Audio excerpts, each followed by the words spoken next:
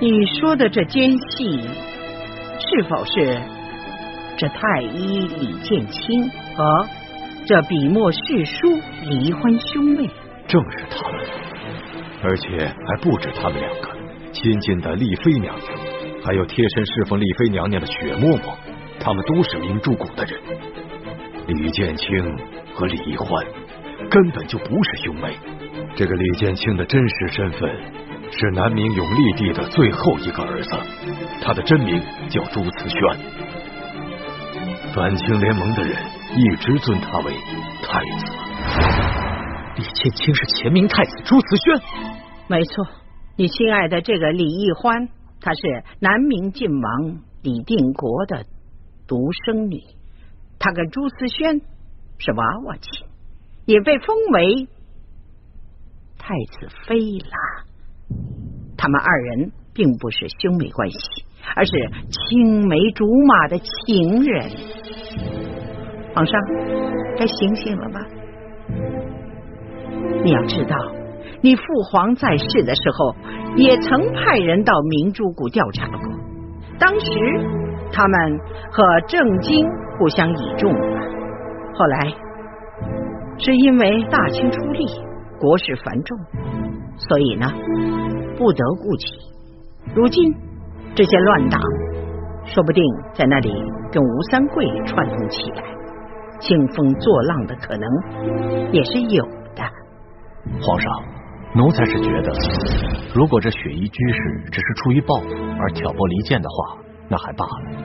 但万一他在永和宫说的都是实话，他这次回来把吴三桂和李氏兄妹都保下来，那就说明吴三桂和朱明联盟联手，这是唯一的可能。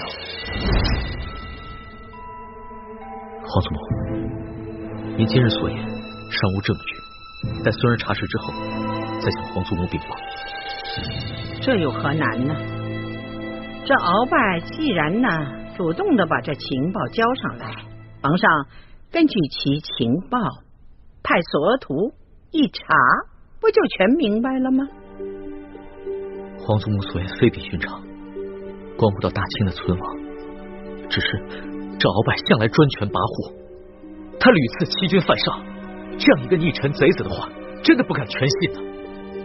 你呀，不是不敢相信，而是不愿意相信。